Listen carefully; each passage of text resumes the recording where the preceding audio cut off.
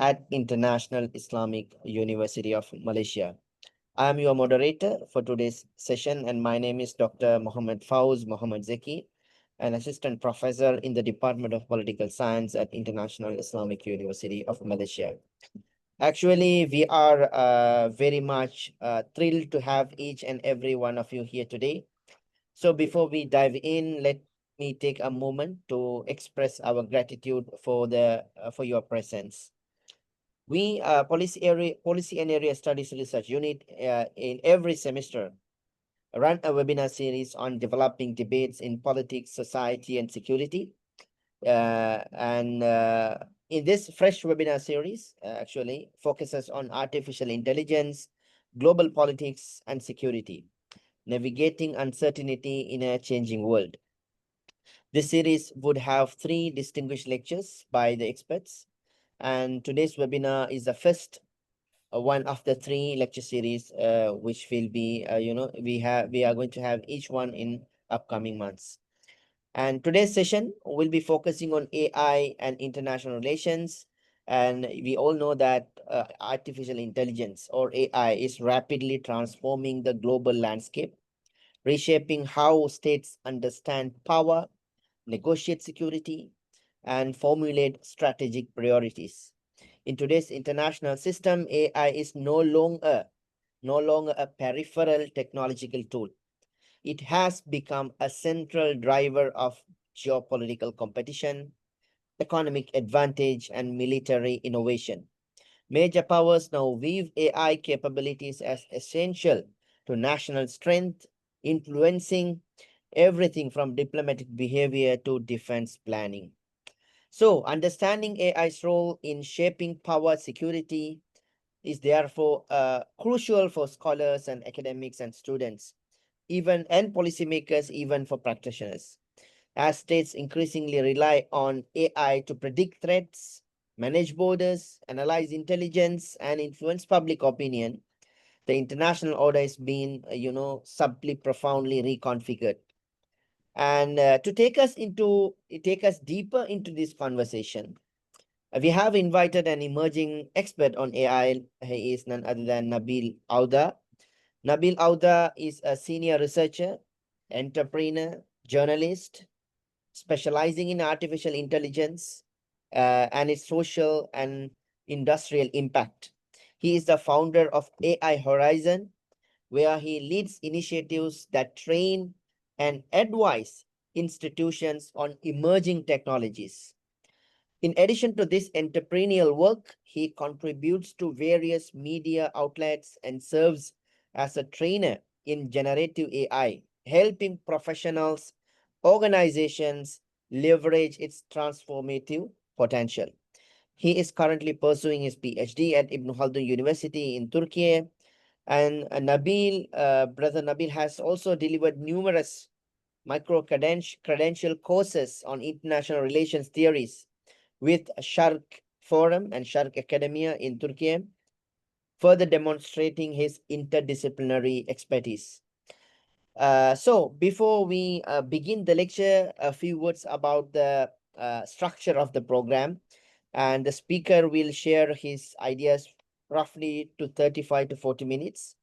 Then we will open up the floor for question and answer session, and participants either can ask by unmuting themselves directly. They can direct their questions to the speaker, or they can write their questions in the chat box, so we will read it out. So without further ado, I would like to invite again Nabil Ouda, and also I'd like to thank for accepting our invitation and to feature as the first speaker of our webinar series. And thank you very much, Nabil, for your participation and presence today. So you may begin your lecture. Thank you very much. Thank you very much for this interesting introduction, Brother Zaki. It's my really a pleasure to be with you in the first seminar in this very interesting and delighting topic, which is actually concerning every part in the world, regardless you are in the top of the power or are still in the university or in any single part in this life. I mean, artificial intelligence As you said, it's not just a technology; it's a new wave of technology. It's not just a new single part of technological department related to IT, information technology. It's a new generation of technology. So it's going to be like a transformating technology for every single part of our life, especially politics and the dynamic between states in the international arena. So you said, brother, that I have like 40 minutes. Okay, so I will try. I can't hear you. Maybe you are muted.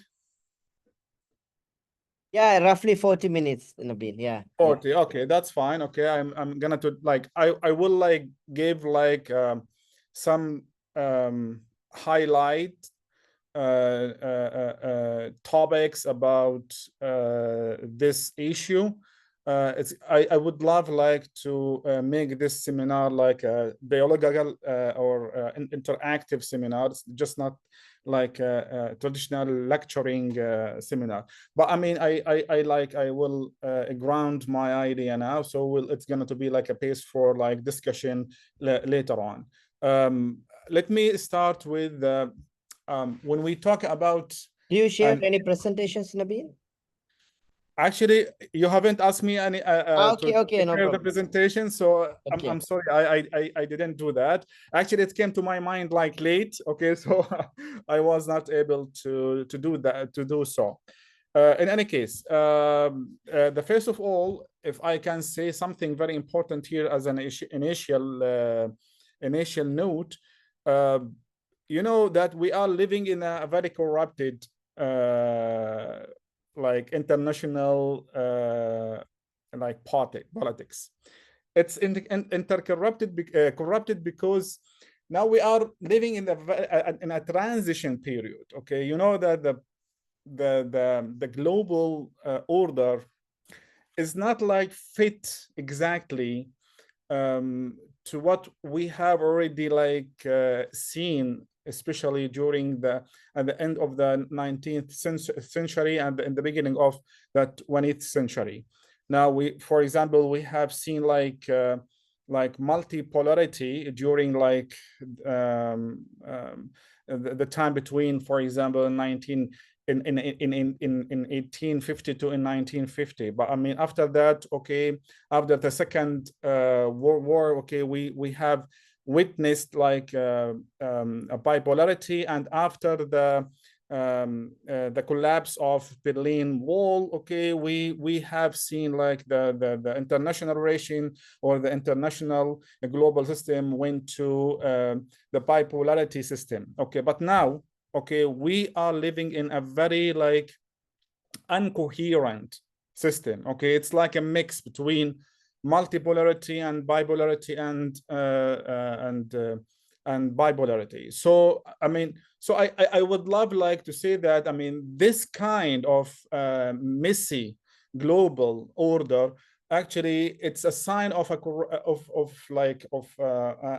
incoherent and corrupted system. So what concern me, any new technology that enter, I mean, this messy system will be corrupted, especially for such a very opaque technology, which is like a black box technology, a technology that actually it's not easy to understand. Okay, and this is very like crucial because until now we don't have a very concrete, single, clear charter can govern the AI, okay, in politics or in the global arena. Okay, the UN, okay, and the international organization or the global organization, until now they can't reach any like consensus on how we can govern AI, and especially government they always, okay, lay behind technology for adaptation or understanding. If I can take you behind, like, if I can take you away back to 2016. 2016, okay, it's a very crucial actually year, because after 2016 we have started hearing about what we call it post-truth age, the age of fake news, the age of disinformation, the age of misinformation. At that point, okay, the government actually didn't give very much attention to social media until, for example, Trump and his team, okay, came and hijacked the social media, okay, and weaponized them in order to play with the voters' mind, okay, and maybe all of you, okay, heard about the Cambridge Analytica scandal, okay, so so after that, okay, the governments all over the world, okay, like open their eyes to see that, okay, guys, stay away and let's have a breathe. We have a technology, okay, which is like obviously articulated for just like communication, okay, for social interaction, but now it's like mobilized to be a weapon. So we need like to, okay, to hurry up and adopt some laws, regulations, something like that, in order to like to fix, okay, this window. But I mean, this is very like, look, this is very, very, very late, okay, because you know that, okay, we started the age of social media in 2007, okay, but I mean, the government started to pay attention like after 10 years. I mean, just look at this. And we are talking about social media. We are not talking about a transformative technology. Okay, it's just a second generation, okay, of the web. Okay, we used to use the web 1.0. Now, okay, with social media, we started to use web 2.0. Okay, it's a new generation of web. Okay, it's not like a transformative technology. Just think, guys, about what is happening or what is going to happen with an AI, which is completely different to social media. Okay, it's not just a technology, it's a new generation, it's a new wave of technology, because this is the first time in our entire history as a human we are facing a very thinking technology. It's not just a technology that interact with you, okay, by a medium, okay, like for example, like now, okay, I'm seeing my brother Zaki, for example, okay, and he's seeing me, he is hearing me, I'm hearing him, okay, but what during like through a medium, okay, so we are we are in the two spectrum of this interaction. We are a human, he is a human, I'm a human, but we have like a medium which is technological medium.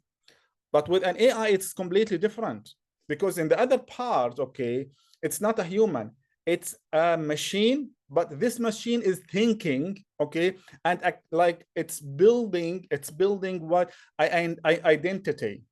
So we are facing something very new in our like in our life, okay. Now we will accept as a human that there is an creature which is a human made, okay, and it has identity, it has a mental capabilities, and it has a thinking capabilities, it has a cognitive capabilities, okay, just like us. So our centralism, okay, will be like a challenge. So that's what I'm telling you, okay, that we are now, the main concern, okay, for AI to enter the international arena, it's that the politics there is corrupted, okay, and we have like a new technology which is like fine, it's a nicer technology, I love it so much, okay, like I consider myself in the field in the way of like technological optimist. Okay, I love technology, and I see I believe it has a very like um, uh, um, uh, it has a very imperative implications on impact on our life. Okay, but what concerned me that this technology, which is like a neutral, okay, in sense, okay, when it comes into the politics, which is corrupted, will be corrupted. This is the most concern that we need like to pay attention to it now. Okay, let me like dive deep about, since we are talking about international relation, rethinking power and security in a global order. Uh, let me be more theoretical here, and talk about like an AI and international relation theory, for example, and how the AI, I mean, this technology will impact, I mean, uh, this theoretical background and their implication on the real politics, if I can say. First of all, I will start with first, for sure, realism. Okay, and I don't know if we have realists with us here, but I mean, maybe the most people who would love, I mean, AI will be the realists. Okay, because AI is going to be a multiplier power. Okay, before you know that, I mean, realism, okay, it's like focusing on power as a like a core, a cornerstone of analysis or analyzing the international relation.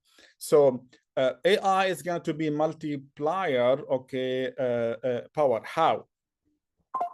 Um, you know that before, I mean this technological age, you know that power was actually measured by what? By like hard power. Okay, the state that has larger army, has bigger economy, okay, it's going to be dominating. So the power, okay, was measured by the military power and the economic power. Uh, but today, I mean, like there is like a new factor of power. Okay, so if we can say that the power is can like uh, categorized like normally or traditionally into two kind of power, like the soft power and the hard power. Now we are living in a new age where it's like another kind of power, which is a charm power. So we have soft power, okay, which is like diplomacy, drama, coffee, okay, as in Turkey we have like Turkish drama, okay, which is like playing as a soft power. And we have hard power, it's normal and it's traditional, but we have now sharp power. What is sharp power? Sharp power, it's using, okay, let me see, soft power tool, okay, to achieve a hard power result. Okay, so AI or technology is a soft power. You see, for example, America is using this soft power. Okay, every person of us is using Facebook, Instagram, WhatsApp, etc. These are, okay, belonging to America. Okay, so it can be used as a soft power tools for America. It's like very clear. So when, for example, Donald Trump come to the office and started to prevent Americans to use TikTok, he understand that China is leveraging TikTok as a soft power, okay, to influence, okay, to impact, okay, the new generation of Americans. So it's clear. So I mean, this technology, social media, AI, it's a soft power tool, but if we use it, okay, to achieve a hard power, okay, result, So it's gonna to be like categorized as a sharp power. Okay, when I say, for example, like a hard power result, I'm telling about what? I'm telling to have a huge like a pressure on your adversary to lean on your demands. Okay, so we will see, okay, that America trying to push, for example, their allies, not to, for example, implement the Chinese technology. For example, in my country, in Jordan, for example, uh, now they stop importing, for example, the new generation of Chinese car under a request, for example, from America. The European state, for example, okay, UK and some European state like Germany, they stopped, for example, okay, integrating the fifth generation of telecommunication 5G, okay, in their like telecommunication system. So you see like America using this soft power, okay, to what to achieve hard result, okay, hard power result. So for the realist, okay, the AI or technology is now multiplying, okay, the power game, okay, between state, okay. I can't go, okay, to like deeper details because it's going to take like a long of time. So I'm trying like to pick the most important like part for each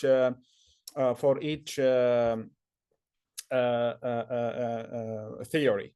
And as a result, okay, like using AI or using technology as a soft power to achieve hard power result.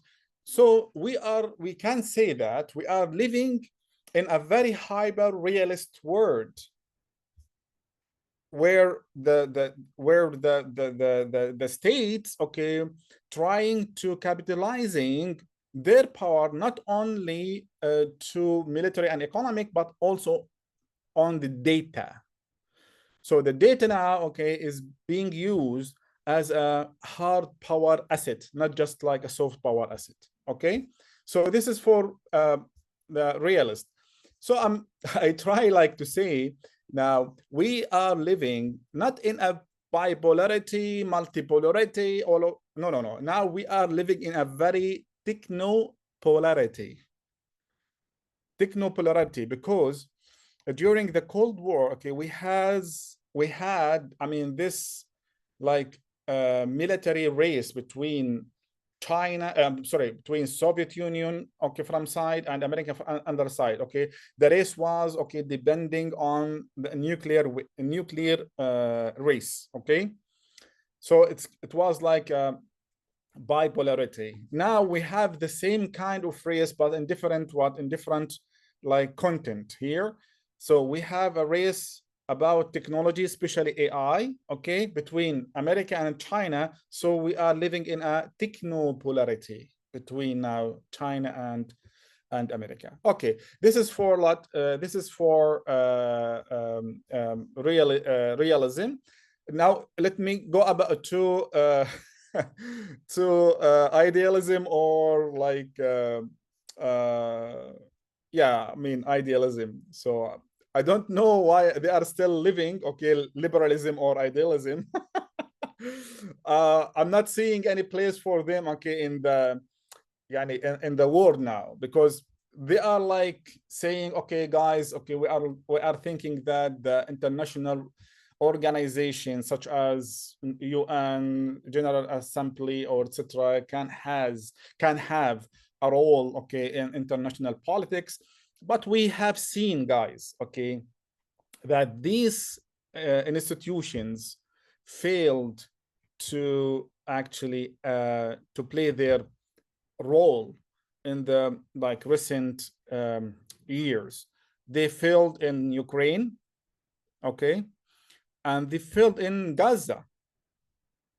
Like we have seen that a small part in the world, Gaza, was under a very genocidal campaign by Israel, and this like UN did nothing.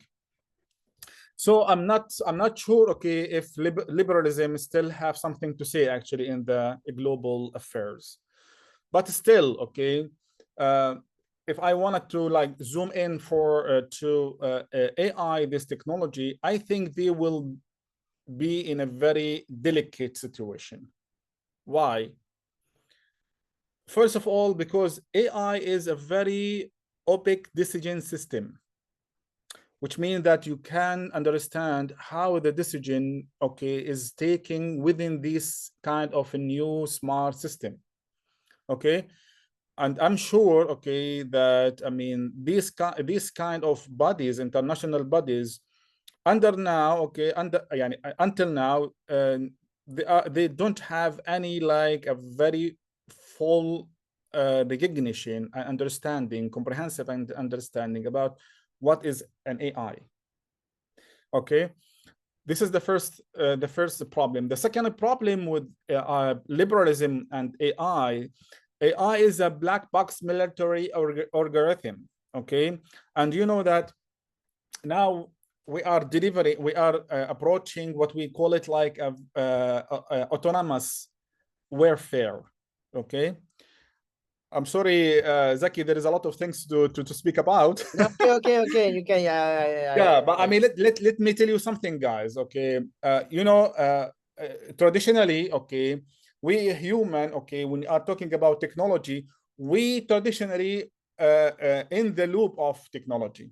The first stage, human in the loop of the technology, which means we control everything.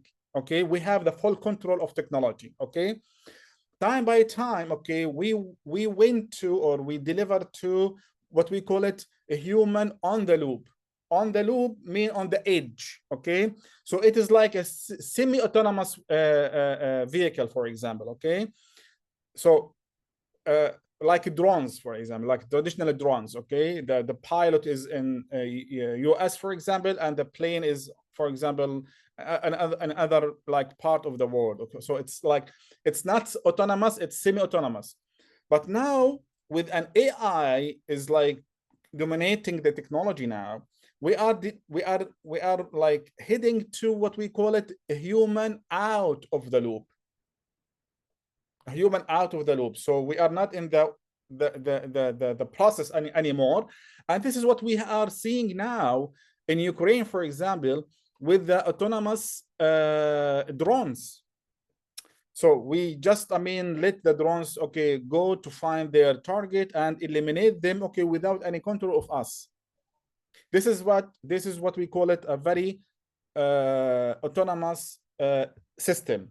Okay, so an AI now is leading this new wave of technology, especially in warfare. So liberalists, okay, will not have any something to say about this black box military algorithm that they don't actually comprehend. Okay, so the main actually struggle that the liberalism, okay, will face in the coming actually years is to trying to articulate some rules to govern this new technology, okay, between in the interstate politics. Until now, okay, they failed. We don't have a very concrete like charter for AI, okay, in the international arena. But I mean, this is very like a very challenge. Let me go to constructivism, which is I really love. Okay, I am a constructivist. I love this theory, and I feel that it's maybe it's the most theory that we need like to focus on these days. Okay, you know that, I mean, when we are talking about constructivism, we are talking about identity. Okay, because you know that For constructivism, uh, the order, okay, it's not pre-given. The global order is not pre-given, okay? It's something what socially constructed, okay? So an AI here raises some very interesting question, which I love to answer and would love to like looking for their answer. The first one is about ethics, okay? Who will be, okay, responsible for the ethical AI, or we call it like responsible AI? Who? Can anyone give me an answer for that? No one. Because what is ethical for me, maybe it's not ethical for you, right? And it's something that we can see now, for example, in generative AI. And for example, if you go to DeepSeek and ask anything about, for example, a human violation in China, okay, DeepSeek will not answer you, okay? But if you go to ChatGPT, it's going to be very happy to answer you. For ChatGPT talking about what is happening with Uyghur, for example, okay, in China, it's going to be like very delightful mission, for example, okay. But if you ask for example ChatGPT about what is happening in Gaza, you will take a very diplomatic answer with not any clear, okay, induction to Israel, for example. So here, okay, we will face this big question: ethics. Who will put the ethics of an AI in politics? Okay, this is the first question. The second one, which is like very concerning terminology to in constructivism, is sovereignty. Sovereignty. Okay, how we can define sovereignty in the new age of AI, for example. Traditionally, sovereignty is very clear, okay? It's about what? Border-based sovereignty, okay? My region has a very like clear like borders, okay? So it has a very clear, okay, line of sovereignty, okay? After that, okay, they were speaking about like something different, like sovereignty, okay, like a very, like we call it like flexible sovereignty, okay? It's about the sovereignty of identity, okay? It's not about the borders anymore, it's about the identity, okay? I need like as a state, okay, to prevent, okay, my people to be influenced by what? By another power, okay?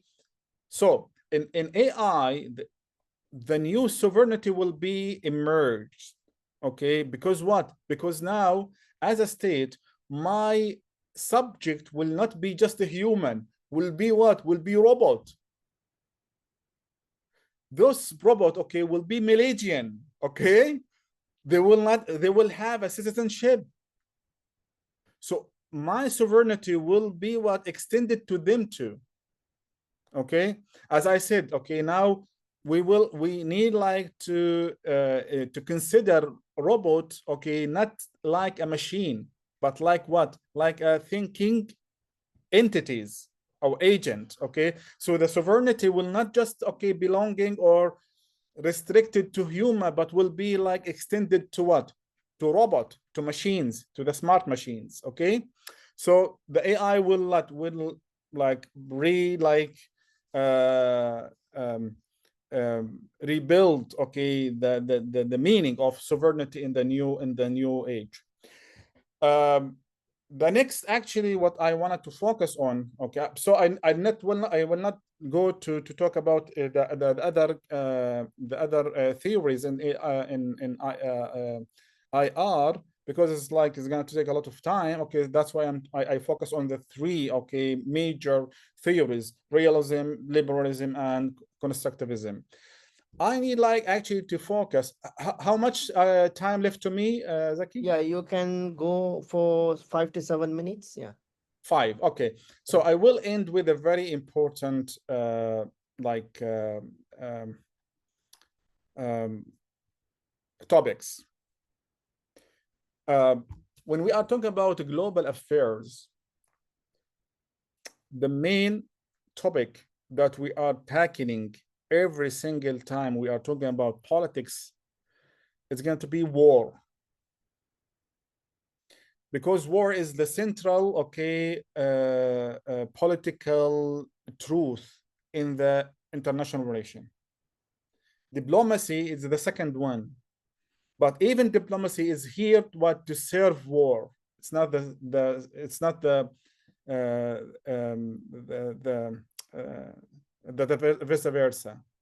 So war is the main topics, the main topic. Okay, if you don't understand war, if you don't understand how we conduct war, if you don't understand why is war happening, okay, in general, if you don't know why nation fight each other, okay, will not understand global affairs. So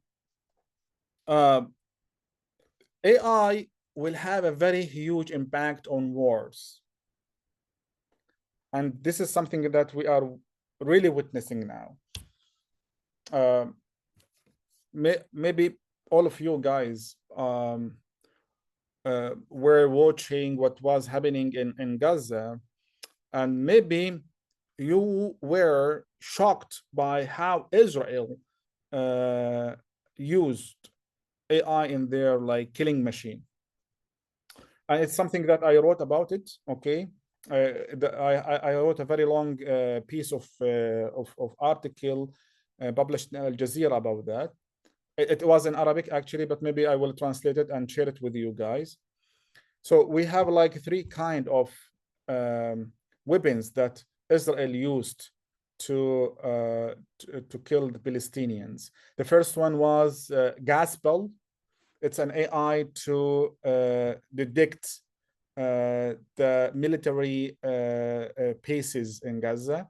The second one was Lavender, which actually was used for detecting the human target. Okay, and the third one was Where is Daddy? Okay, it's the system that okay conducts okay the real location of the target to be what to be eliminated. Okay, so and what is happening here, it was madness, because around 40% of this machine system, killing machine, was actually based on public data hosted in cloud like Azora for Microsoft. This is madness. This is madness. So our data on the open cloud were the fuel for what? For a killing machine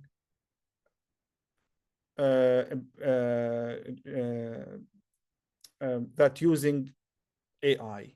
This is madness. So this is a new war, okay?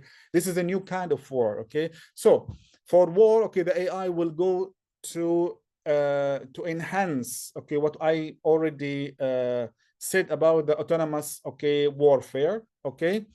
And we also living on in the what we call it algorithmic warfare. Algorithmic warfare, it's a warfare that is happening, okay, within the system, okay, not by the system. So we are using AI for cyber war, and we are using AI in cyber defense, okay. And the third one is hyper war, okay. So we are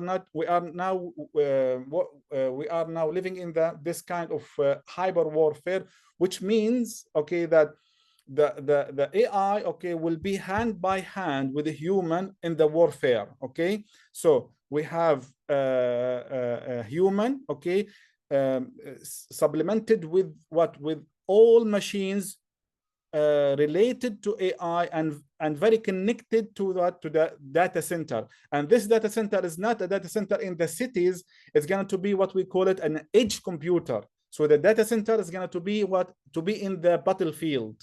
And this is something also seen in Gaza.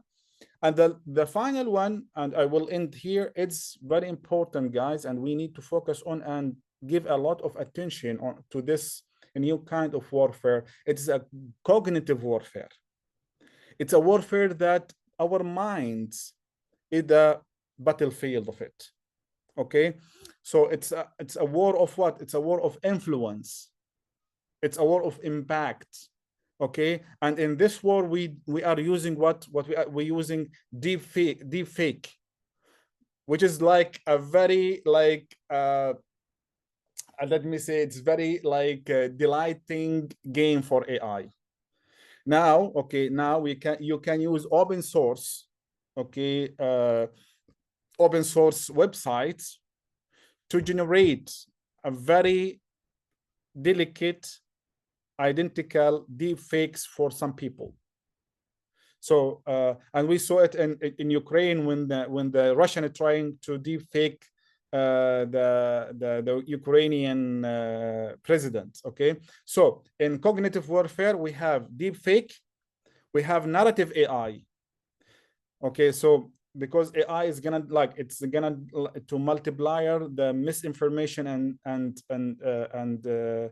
disinformation campaigns. Okay, it's gonna to be like in a very like huge scale. Okay, so the AI will like when it increase the scalability of disinformation and misinformation, and we have what we call it automated propaganda. Propaganda is gonna not to be like by a human anymore. It's gonna to be by AI, okay? And influence operation at a massive scale, okay? So for cognitive warfare, we have deepfake, misinformation, disinformation, we have automated propaganda, and we have narrative AI. I will stop here, okay? And open the floor for question if we have. Thank you very much for listening to me. I hope that okay, I like deliver like some delighting idea for you guys. Thank you, Nabil, for your very interesting lecture that which captured one of some important aspects. I think we are now opening up the floor for Q&A session. I think we have few already, in the chat box. Dr. Mir Alif, he's the head of our unit. He's asking, are great powers using AI to facilitate the rise of militarism and war logic and at the international stage? Yes. So shall I Yeah, answer one by one? Yeah. Yeah, okay. yeah, you can go ahead. Yeah.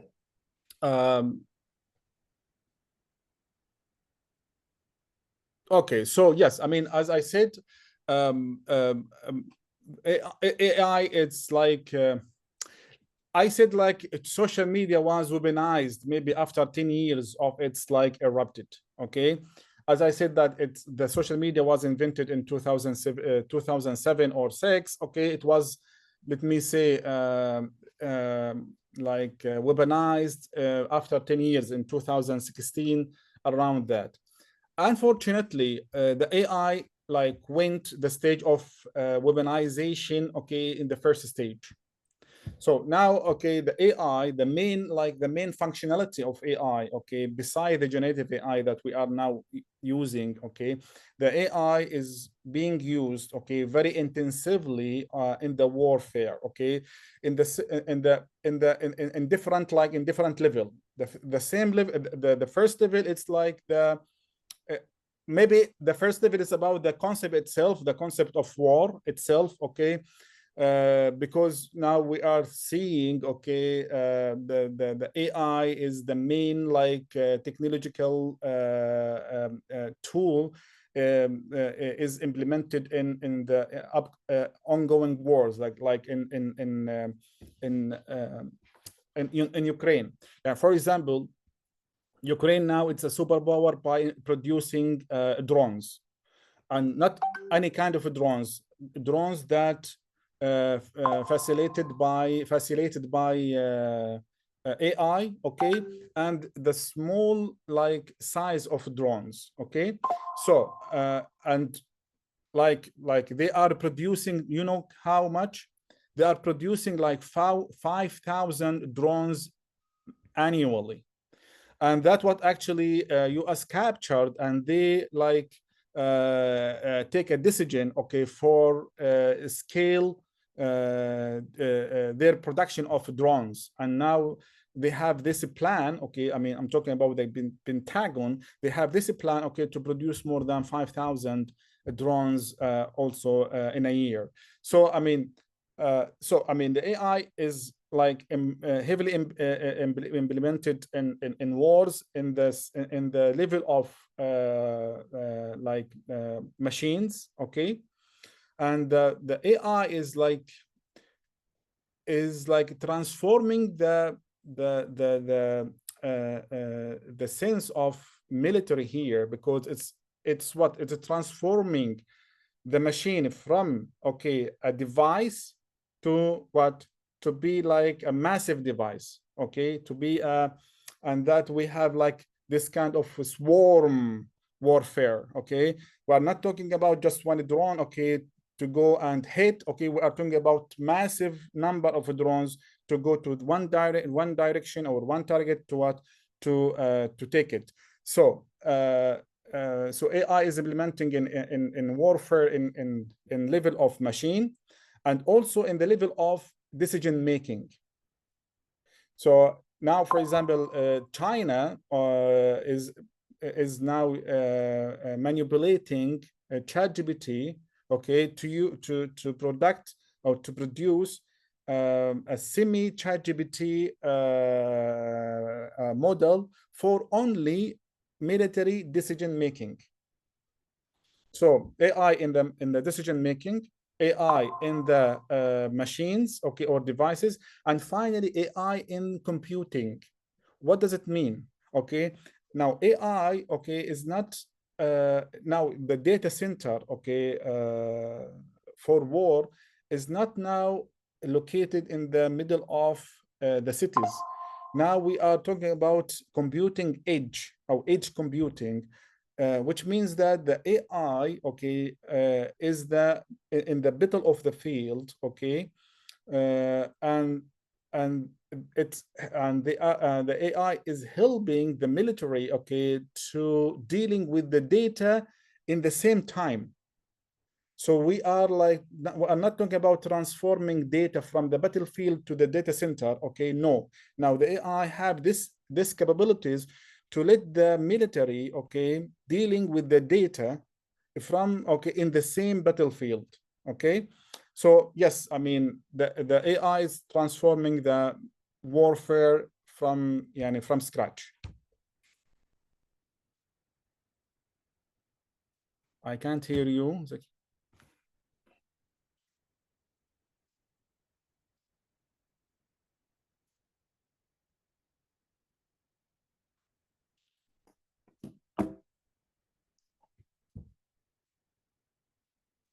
Most of the discourse of AI, and I can't hear you, Zaki. I mean, I'm so sorry. Oh Maybe you yeah, are. sorry. Ah, Amina is asking, what should be the Islamic kind of response from the Muslim world to this? Would it end up in a new colonial tool for global powers, for hegemonic powers? How we can engage with this actually from an Islamic perspective? yeah, I mean, Yeah. actually, maybe we are living in a new kind of colonialism, by the way. Mm. Okay, it's like a digital colonialism. Mm. Because when we are talking about, for example, data, Brother Zaki, Yeah. where is our data located? Mm. Yeah. It's all in. Right? Yeah. Did you maybe you have, yeah, you remember what I said, okay, that the Israel, okay, use around 30% of the data that they fed their AI system from what? From open cloud systems like Azora, okay, Mm. which belong to what? Which belong to Microsoft. Which means, okay, this is a new kind of colonialism, that you don't have a very full control to your data. Mm. So we have this kind of what we call it like data nationalization. Mm. Mhm. Okay. you you as a Malaysian, okay, you have to localize your data, okay, within the border of Malaysia. And I said about what? About the new AI sovereignty, new kind of sovereignty. And sovereignty is not about borders, it's about data too. Okay. Mm. What kind of sovereignty that, for example, our country will have if your entire data is not in the border or within the border? Okay, so we are living in the new colonialism, and actually we don't have an answer for this new kind of colonialism, because okay, we became like a product. Why? Because I mean, this new colonialist, okay, give us like free service that we use, so we become like a product by using a free service of them. If we wanted to like to challenge this colonialism, okay, we need to have two things. One of them, okay, to localize our data. Okay, so we need like to push for this data nationalization or nationalism. Okay, this is the first one. The second one, we need to build our tools, guys. Okay, we need our social media platforms. We need, okay, our AI models. Okay, now when we are talking about AI models, for example, we don't have any single model belong to the Muslim world. Okay, ChatGPT, Mm. Gemini, Claude, okay, Perplexity, DeepSeek, Quinn, all of these models which are dominating, I mean, the arena of generative AI, belong to others, American, Chinese, etc. Okay, so when we are wanted to talk about a new wave of anti-colonialism or digital colonialism, we need to build our new alternatives. Okay, first of all, the second one, we need to localize our data, and that's it. Yeah. Thank you. There is another question by Abdul Rahim. Where Russia, positions itself in this competition on AI? We used to talk between China and US, but where is Russia in this whole move? Yeah. Russia, I mean, it's not catching up in this. Like they are trying, but I mean, they are very far away from. I mean, the competition between China and America. Uh, um, uh, I mean, China is not even a superpower. Okay, to be honest. Okay, it's just we can say it's only a like a regional power. Okay, it's not a superpower. Okay, you know that. I mean, the economic of one state in America, like let's say California. Okay, uh, California is richer than China than Russia, for example. Okay, so it's not a superpower. To be honest, okay, the competition, okay, the global competition about AI, it's like it's between America and China. For the first time, okay, in the world, actually China is doing very great job in this field. Okay, and that's why. Yeah, that's why America is like fearing a lot of China advancement, and trying like to slow it down. And let's say something here. During the Cold War, okay, the strategic policy or diplomacy of America was what? What? To maintain or contain what? To contain USSR, the Soviet Union. Contain. This is the strategic uh, diplomacy. Tamam? But for China, look, for China, America is not containing in China, because China can't be contained. Mm. But they are using what? Something else. What is it? Slow down China. So we are shifting from strategic containment to strategic what? Slow downing. Okay, but is there any like successful steps in that? Yes, okay.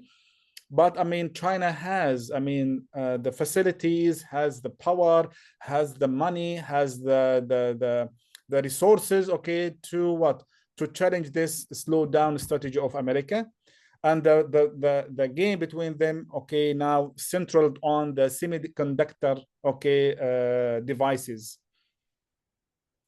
Yeah, thank you. Thank you very much. There's a final question. It is kind of that you have focused much on how this just unfolding in war specifically. And do you predict that is there any considerable development in AI in terms of foreign policy decision making? How much the algorithm play a vital role in terms of judging state behaviors? uh, can you reflect on that aspect, diplomacy, foreign policy level, how this AI is being integrated, how fast is it is moving, how much it is influencing currently? Actually, brother, I couldn't talk about that something which is like I call it a very dark scenario. Okay, Mm, we call it like an AI dependency when mm, we depend on AI like fully, okay, mm, completely, okay, especially in the level of decision making. mm. Okay, you know that we as a We are human. now talking about psychologists talking about AI addiction. It's a new kind of Yes, yes, yeah. for sure. No, like we are, Zaki, we as a human, we fear to take decisions. Okay, we Mm, just need anyone to take decision. Okay, in behalf of us. Okay, if you want to buy something, okay, you just go to your wife, for example. Okay, tell me what can I do? Okay, shall I buy this or I buy that? Okay, mm, in your work, okay, you ask someone, okay, from there and there, okay, what do you think, guys? Okay, shall I do that or shall not do that? So we human, we don't love, okay, taking decision. Okay, we need anyone, okay, to help us, okay, to take this responsible from us. Just think if there is like a smart machine, okay, come to you and has the ability and capability to take decision in behalf of you, you will be relaxed, you will be relieved. Okay, go take all the responsibility and take the decision in behalf of me. And this is what is going to happen, brother, and this is very, very, very central issue in the when we are talking about AI. It's an AI complete dependency when we let AI to take decision in behalf of us. And this is very critical, okay, because we don't know to what extent AI will be like advanced. But I'm afraid that even if it's very, very, very advanced, will not actually comprehend the complex of human life. mm, Okay, and maybe it will take some decision according to what? According to some patterns, which is become obsolete in the future. mm, Okay, so because you know that AI, okay, operating within what we call it patternization. Okay, يعني AI learn from pattern to expect what? To expect result, to expect new patterns. mm, Okay, but the human lives doesn't work in this in such a very like concrete patternization. What is happening today, maybe it's going to happen tomorrow or maybe not. So if we just, I mean, let AI to take a decision from our, okay, in behalf of us, according to like previous, okay, knowledge, previous patterns, okay, we will like have, I mean, this possibility that the AI will be what? Misleaded. And when we talk about politics, war, diplomacy, I mean, the margin of any slim error will have what? Will have a very huge impact. mm. And this is the problem. Yeah. Thank you, Brother Nabil, for your very important and significant critical reflections. Thank you And very much. Thank you. yeah. Even I just wish to listen to for more, you know, like to listen to you more other 15 minutes or half an hour. It's a very Thank you very critical much. Thank you. reflecting, but we It have was to, my pleasure, yeah. brother. Thank you. Thank you, Brother Nabil, for accepting our invitation and sharing with these It was critical my pleasure. observations. And it's a very good the point that you made in the final few minutes is very much important. I think it is a very the good point to end and reflect on how this will unfold in the future and how we can respond to that. And so it's almost 9 o'clock, so it's time to wrap up. And I want to express my very deepest gratitude for our main speaker, Nabil Ouda, and who shared with us some critical observations regarding the nexus of AI, IR, and international security, how it's evolving landscape. And also a big thank you for our incredible audience for their critical engagement and thoughtful questions. And also I'd like to thank finally the head of the Policy and Area Studies Research Unit, Dr. Mior Alif, and his team for wonderful arrangements and logistics. And we have another webinar coming up on 18th of December with the Dr. Alish Martini, and she is a professor from the University of Madrid. She will be talking on AI and how it is shaping counterterrorism in counterterrorism practices in modern nation states, and also how it is shaping in generally the counterterrorism discourses. And so we invite our participants to join with us in that seminar as well. And this video is recorded so participants can share for their others' benefit and also rewatch if you want. And Great. with that note, I would like to again thank Dr. Nabil. So I think hopefully I think have you been to Malaysia before? No, not yet. I would love Yeah, actually. Uh, yeah. Actually, I Yeah, I would basically you are a Palestinian or a yes, Jordanian? yes, Palestinian. Palestinian, Oh, Jordanian, and Turkish too. okay.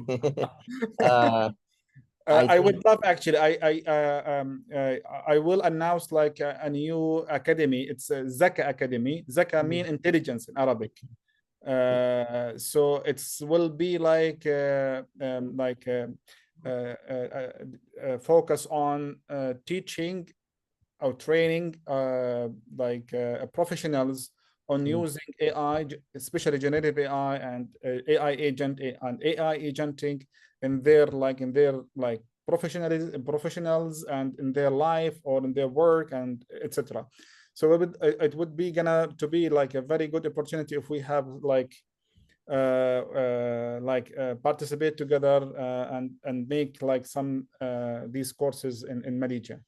yeah. Thank you. All the best in your new adventures. And so it's time to wrap up. Thank you very much. Again, we will meet in the next month webinar, hopefully, inshallah. Uh, Inshallah. Thank you very much. Thank you. Yeah, with that we will conclude. Thank you. Thank you. Thank you. Thank you. Thank See you. you. See you in Istanbul, inshallah.